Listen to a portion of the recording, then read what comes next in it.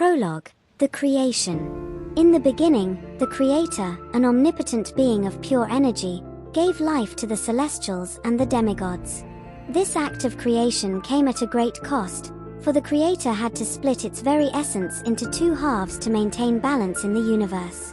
One half, known as the Life-Giver, was responsible for creating life, while the other half, the Devourer, consumed it to ensure the cycle of existence continued. For eons, this delicate balance was maintained, with the Life-Giver and the Devourer working in harmony. Chapter 1: The Celestial and the Demigod. Among the Celestials was Celinda, the goddess of ether, whose ethereal beauty and wisdom were unmatched. She had the power to manipulate the very fabric of reality, weaving the threads of existence with grace and precision. Celinda was revered by all, but she felt a deep sense of loneliness, a void that even her divine powers could not fill. In contrast, Angustin, the son of Nevaeus, a powerful demigod, was known for his strength and valor. He was a warrior, feared and respected by both celestials and demigods. Angustin had always been curious about the celestials, often wondering what it would be like to interact with beings so different from his own kind. Chapter 2: The Forbidden Encounter. One fateful day, Celinda and Angustin's paths crossed in the most unexpected of ways.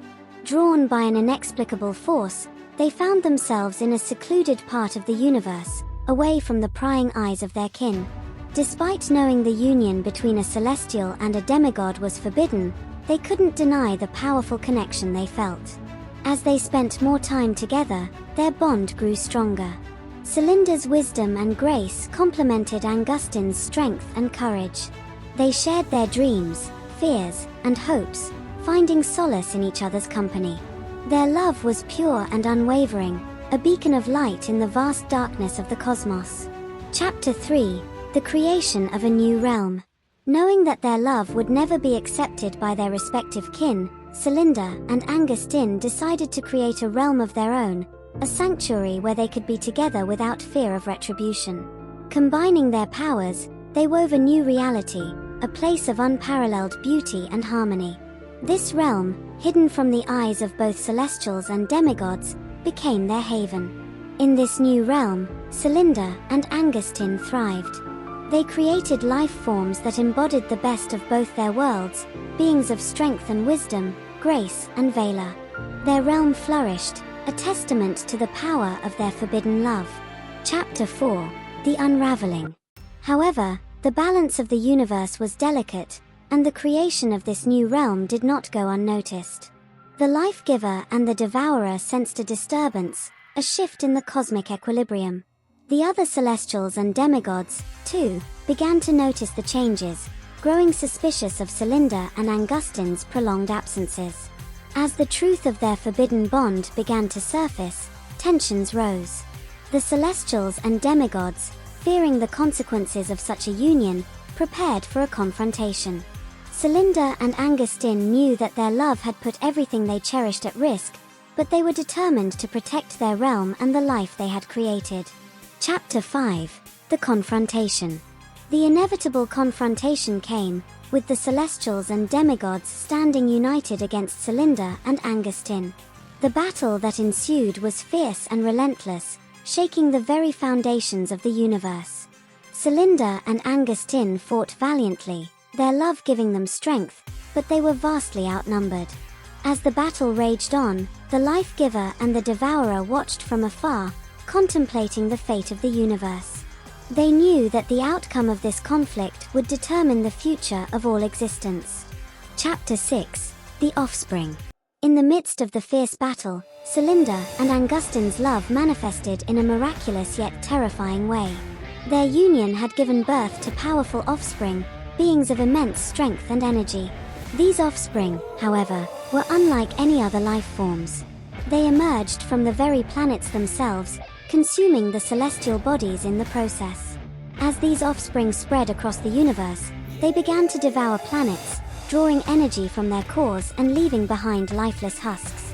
The balance of the universe was further disrupted, and the Life-Giver and the Devourer realized that the offspring posed a threat to all existence. Chapter 7: The Arrival of New Factions. The disturbance caused by the Offspring's rampage did not go unnoticed by other celestial beings from distant universes. Two powerful factions, the Luminaries and the Voidwalkers, arrived to investigate the source of the chaos. The Luminaries, beings of pure light and wisdom, hailed from a universe where harmony and knowledge reigned supreme. They believed in the power of unity and sought to restore balance through enlightenment and cooperation. The Voidwalkers, on the other hand, were beings of darkness and mystery. They came from a universe where survival was paramount, and they thrived on the energy of dying stars. The Voidwalkers saw the Offspring as a potential source of immense power and sought to harness their destructive capabilities for their own gain. Chapter 8: The Alliance. Realizing the gravity of the situation, Celinda and Angustin sought an alliance with the Luminaries.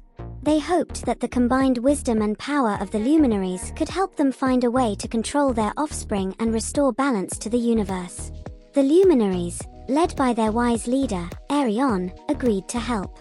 They saw the potential for redemption in Celinda and Angustin's love and believed that the offspring could be guided towards a more harmonious existence.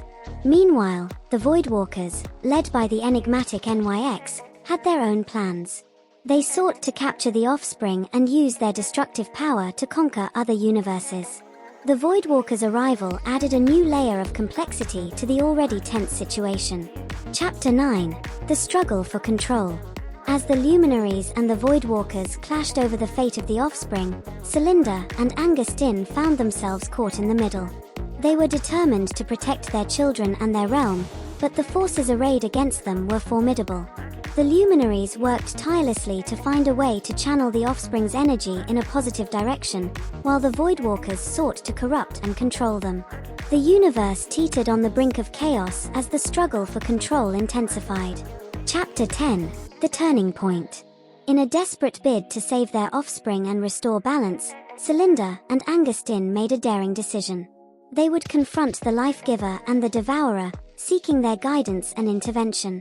The Creator's two halves held the key to understanding the true nature of their offspring and finding a way to harmonize their existence.